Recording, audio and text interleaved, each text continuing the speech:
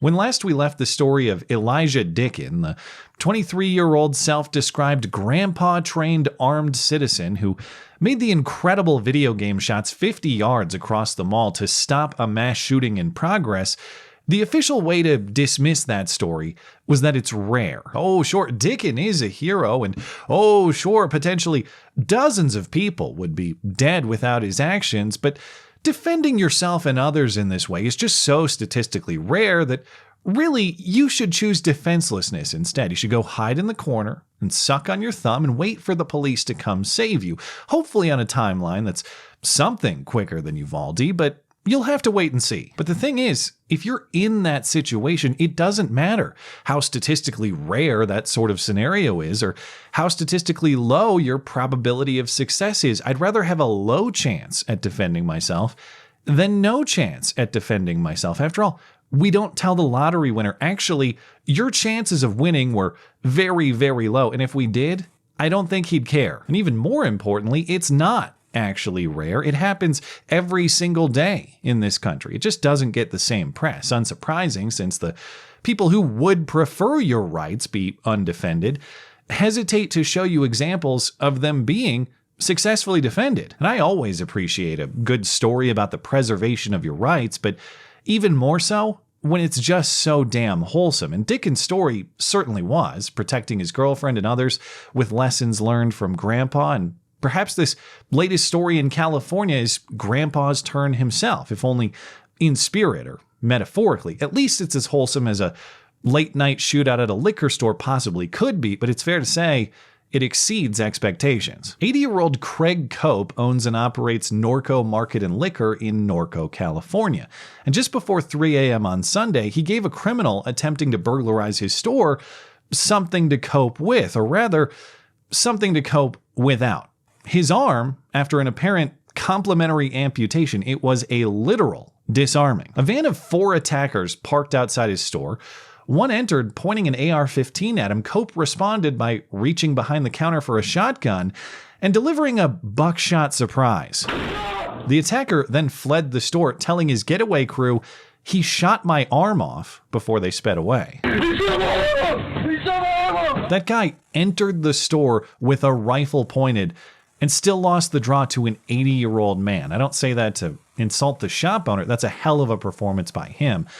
I say that to insult the criminal outgunned by an octogenarian who you pointed at first. I don't think the story of his missing arm is going to earn him any street cred. That is, if he ever hits the streets again. Of course, California law is often friendly to that sort of merciful release, but this guy and his friends are now facing a long list of serious charges. All 4 men in the car have been charged with attempted robbery, elder abuse, possession of a stolen gun during a felony, and victimizing a person over 65 years old. The disarmed man is still hospitalized, but he faces an additional firearm assault charge. The car was apparently also stolen, but at this time, I don't see charges related to that theft. The shop owner, Craig Cope, had a heart attack after the encounter. He was hospitalized as well, but has since been released and is apparently in good health. Thankfully, not just for his own sake, but for the sake of his interview after the event too. This isn't about vengeance against his attackers or dancing on someone's severed arm, though it could be.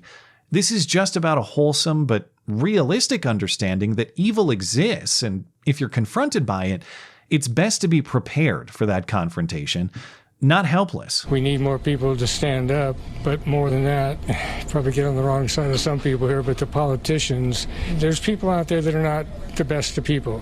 There's people that choose to be burglars. There's people that choose to be armed robbers. And when he pointed his gun at me, half, 3/4 of a second, because I'm not waiting. When you point that gun directly at me and you're that close to me and I see what you're carrying, I'm not waiting. For his efforts and his character, Cope has become something of a local celebrity. His store is flooded with new patrons over the last week, and reporters capturing that admiration. Honestly, I can kind of expect that from him. He seems like a pretty bad old man. What's notable about these customers is their perspective on gun rights. There's some slight variation among them, but they can all be generally summarized with good. I guess he gets what he deserves, so piece is done. The criminals are in control of everything right now, and the fact that they turned around and showed them what for, I think it's amazing. Everybody's brazen and thinks that they are owed everything and that they could do whatever they want, and it's not right to do that to people. More businesses should be armed like that and defend their businesses like that. You know, I'm not for gun violence, but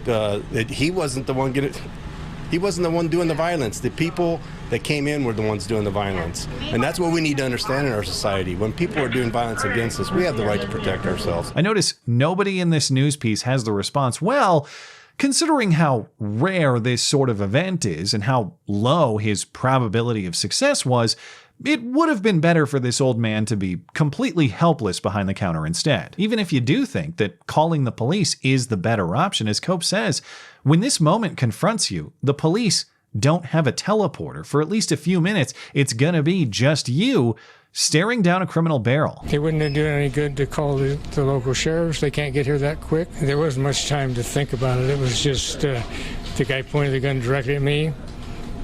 Then it's him or me. And just like the Dickens story in Indiana, this one is a narrative record too. Of course, often the gun control debate descends to what a politician thinks you need to defend your life and liberty. Why, oh why, would you ever need a 30-round magazine, for example? What do you think, the deer are armored? What in God's name do you need a solvent for except to kill someone? Deer aren't running through the forest with Kevlar vests on, for God's sake. It's just sick. Well, 4 armed criminals approaching my home or place of business with intent to do me harm is one such scenario in which a high capacity of rounds might be useful, because note, in this case, it wasn't just the one attacker who was armed. According to investigators, the criminals in the car had several rifles, not just the one that entered the store. Well, what do you think, the deer are wearing Kevlar vests? No, I think the criminals outnumber me in both man and firepower, and there's nothing sick about being prepared for that scenario. There are only 2 sick things here. 1, the criminal attackers themselves, and 2, the politicians who think that ordinary citizens deserve lesser protection than they do. Also discredited is the idea that banning certain weapons had any positive effect in this situation anyway. Apparently these criminals must have been heading out on a Kevlar deer hunting trip themselves, because I'll note, at least based on appearance, this is not a California-compliant AR. The pistol grip, the telescoping stock, the 30-round mag, the vertical foregrip, these are all banned weapon features in California, at least in combination.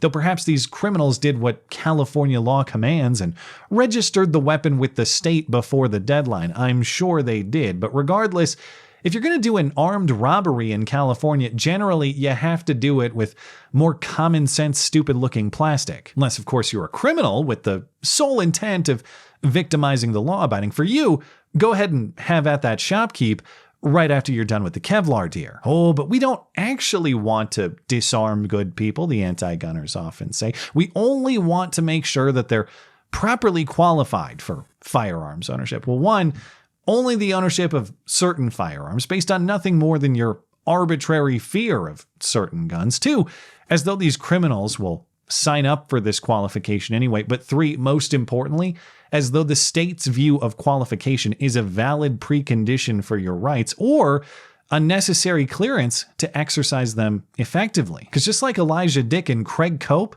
is not a Delta operator or a SEAL Team 6 vet. He's just a guy with a gun and some backyard practice. How are you such a good shot? Were you in the military? Do you have experience? When I was a kid, when I was 10, I had a gun, and I grew up in Illinois. We had a lot of small game, squirrels, rabbits, quail. He won the draw, having already been drawn against, and he landed the shot on just a moment's notice. You can't tell me that the state of California would have trained him any better, or that he owes the state of California that demonstration before he can properly and justifiably defend his life and property. The most important lesson, though, is Cope's closer. The criminals picked the wrong place. Your message to the bad guys? This isn't a good place to pick. Yeah, that's right. This isn't a good place to pick. So anybody thinking about it, not a good idea. It's an absolutely correct point, as demonstrated, but I will add the question, what if every place was the wrong place to pick? What if getting your arm shot off was a risk inherent to attempting armed burglary at every store and every home, and not just some? I ask that to the gun control crowd, not to Craig Cope, because I know how he'd answer, but is the proper conclusion here that criminals should select softer targets, or is the proper conclusion that the individual should de-soften himself as a target? Should every individual make himself the wrong target until there are no right targets left? Because if you want to make armed self-defense actually rare, that is how you do it. You make it so the consequences of attempting to victimize others are so severe that fewer and fewer people even try it at all. For now, our periodic reminder that under our current approach, neither crime nor self-defense cases are in fact rare. The more relaxed we become with our approach to criminal justice, the more criminals we have in need of justice. And of course, in such circumstances, citizens bringing that intervention themselves is in no way rare. Head on over for a few clicks at the Gun Violence Archive, the same source that many major media outlets cite to tell you how many hundreds of mass shootings there have been in the country this year. They won't tell you about how many hundreds more defensive gun uses just like this one there have been in the same time frame. Here's this Norco liquor store case from last weekend, and the Gun Violence Archive lists 15 more in just the week since, just like this case. A Seattle store clerk stopped an armed robbery attempt.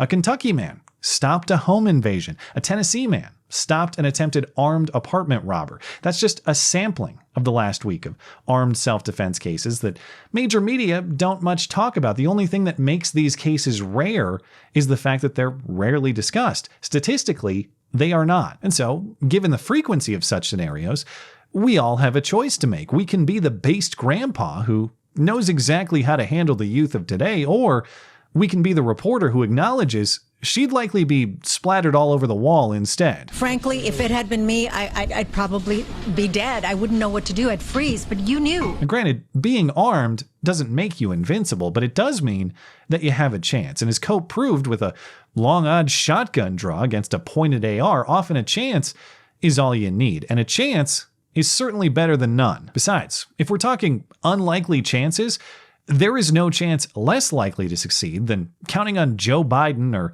Nancy Pelosi or Gavin Newsom to protect you in such a scenario. They won't. That's not a chance. That's a guarantee. The only use they have for you is your dead body added to the stats they'll cite to consolidate their own power. As Grandpa Craig proves, it's not taking a chance to rely on yourself. Instead, it is the single best bet that you have. Thanks as always for listening and for supporting this channel. Always appreciate that thoughtful discussion down below, and especially over on Parler. That is at ML Christiansen. You're always welcome to coming out and chat in my live streams. Those are linked down in the description. Looking forward to it. Goodbye.